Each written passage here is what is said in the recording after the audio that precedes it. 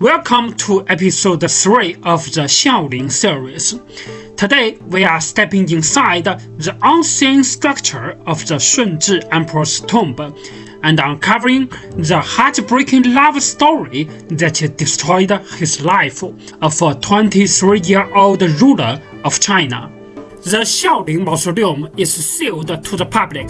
No visitor can enter either the underground palace or even the main sacrificial precinct, but using surviving Qing records, architecture rules of the Imperial tomb system, and collaborations with other royal mausoleums of the same era, we can reconstruct what lies beneath this mound and how the emperor's final resting place was designed.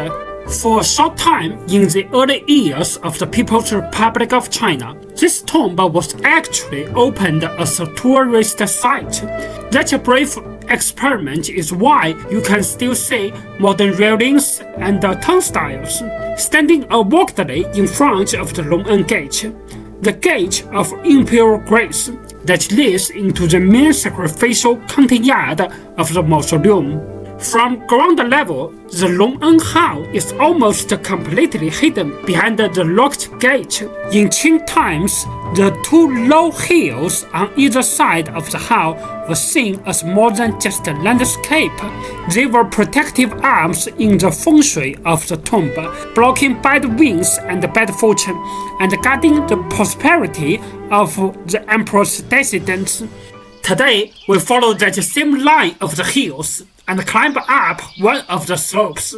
From here, our journey lifts off, revealing the full axis of the Xiaoling Mausoleum for the first time. At the center of the axis is the Longan Hall, the main neutral hall of the Xiaoling Mausoleum. Its double-eaved roof is covered in yellow-glazed tiles, the second highest rank in the whole system of imperial architecture in China. Shunzhi died in 1661, and by 1664 his mausoleum was already finished. An imperial construction project completed in barely 3 years. To make that possible, the Qing court recycled huge beams, pillars, and decorations taken from dismantled Ming palaces in what is now Beihai Park in Beijing. 4 times a year, this hall hosted the major state rituals for the tomb: at Qingming in spring, at the Zhongyuan Ghost Festival in the 7th lunar month, at the winter solstice, and during the Lunar New Year season. On top of that, smaller offerings were made almost every month. For the Qing court, this building was a fixed bridge between a living dynasty and the dead emperor beneath the hill. To see this more clearly, we need to step inside the hall itself. We can't film inside the Shunzhi Emperor's own Longan Hall today, so what you are seeing here is the Longan Hall of the Kangxi Emperor's tomb, a later Qing mausoleum built to the same basic design. At the very center of the hall stands a raised inner chamber called the nuange, the warm chamber. On its main altar stood the spirit tablets of the Shunzhi Emperor and his first empress, Empress Xiaokangzhang. Her family name was Tong, a Han Bannerman family from the northeast, and she was the mother of the future Kangxi Emperor. Later legend says that when she was pregnant, Shunzhi's mother, Empress Dowager Xiaozhuang, saw a golden dragon crawling around her in a dream and declared that she would give birth to the next son of heaven. Empress Xiaokangzhang herself died not long after Shunzhi, and her ashes were buried together with his in the underground palace behind this hall. But not every woman in his life was given a place at the center. On the western side of this warm chamber, though, stood a single lonely spirit tablet. It belonged to Empress Xiaoxian of the Dong'e clan, the daughter of a powerful Manchu noble. Later accounts say she was fluent in both Manchu and Chinese, and skilled in the elegant arts of the Han literati, Shunzhi loved her almost to the point of abortion.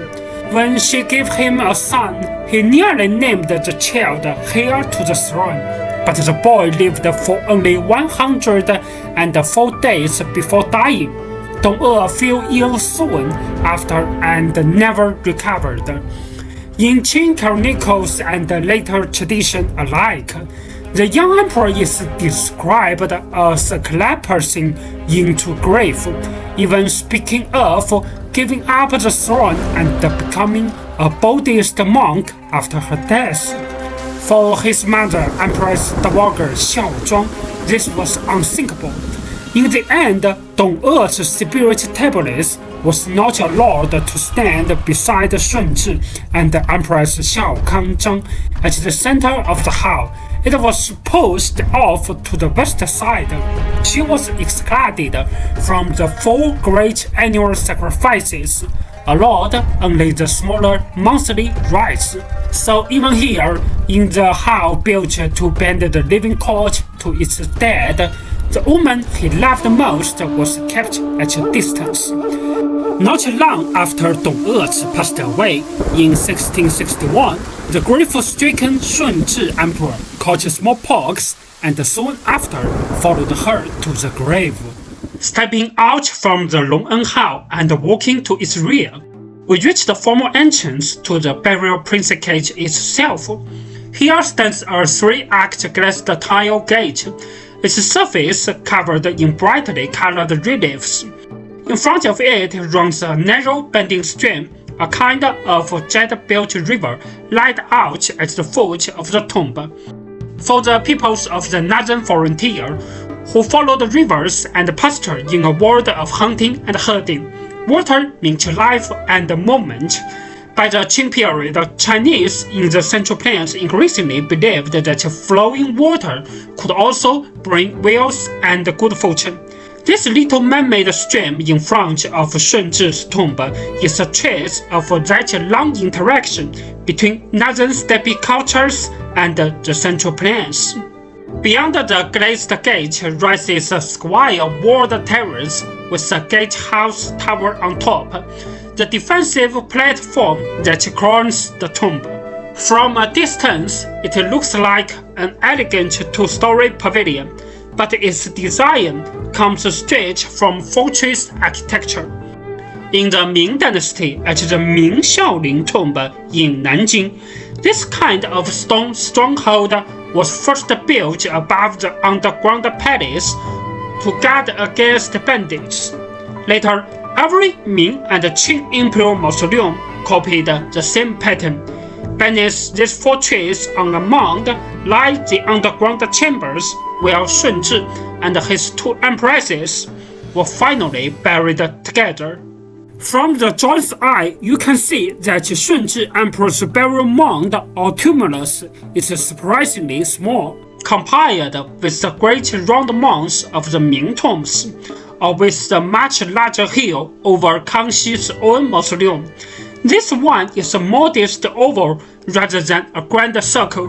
That change in shape and scale points to something hidden below. At Xiaoling, the underground palace was built on a much more compact plan than most other imperial tombs. Because all 3 of the people buried here died so young and so suddenly, their burial followed a different pattern from many other emperors. According to Qing records, Shunzhi and his 2 empresses were cremated according to an older Manchu custom, a practice that went back to the Manchu world before they entered central China in the 17th century. Their remains were placed in 3 funeral urns rather than full-sized coffins.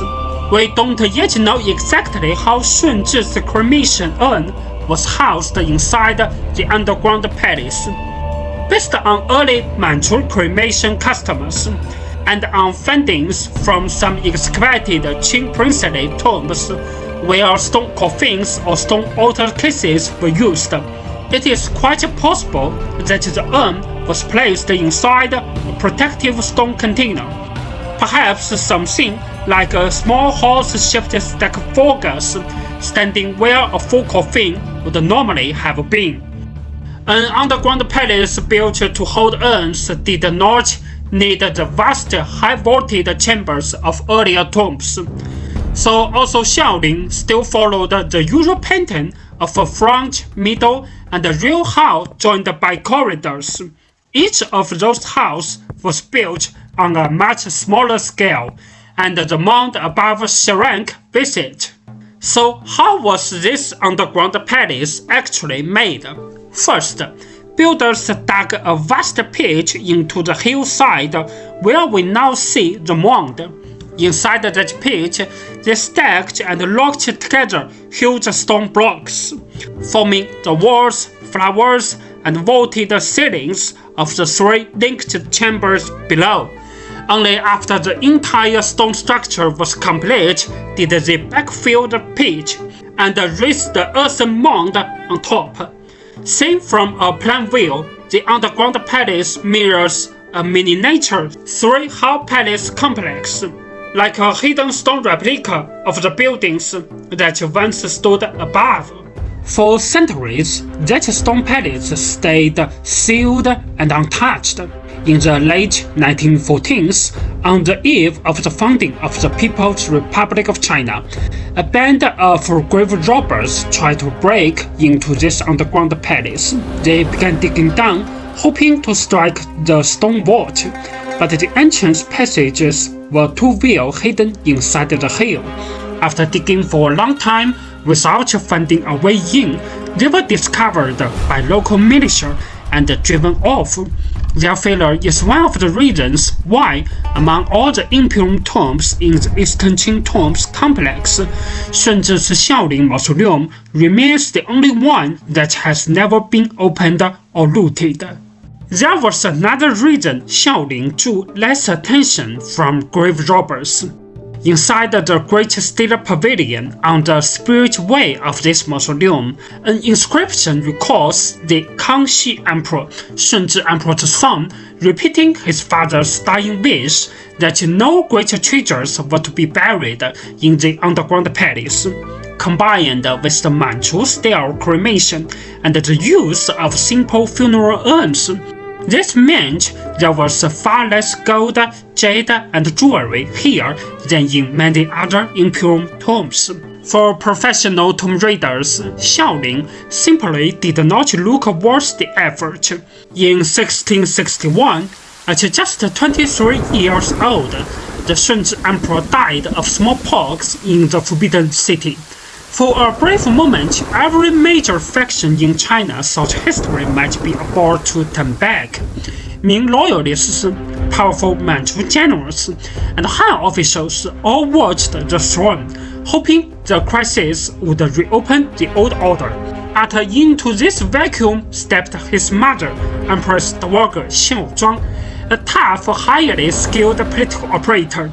She pushed her 6-year-old grandson Xuanye onto the throne, the boy who would become the Kangxi Emperor or Kangxi the Great, and held the empire together long enough for him to grow into one of China's most formidable rulers. Under Kangxi, and later under his grandson Qianlong, this dynasty could create what is called the last great golden age of the Chinese Empire. Meanwhile, in Europe, Anne of Austria, a Habsburg queen mother, ruled as regent and helped her young son Louis XIV through a time of crisis, paving the way for the golden age he would later create. On opposite ends of Eurasia, two senior royal women were quietly shaping history from behind the throne. In our next episode, we will leave Shunzhi's Xiaoling and travel east to the Zhaoxi Mausoleum of Empress Dowager Xiaozhuang, a Mongol princess from the Qing steppe, a formidable regent in the Forbidden City, and the woman who changed the course of Qing history in the storm after her son's death.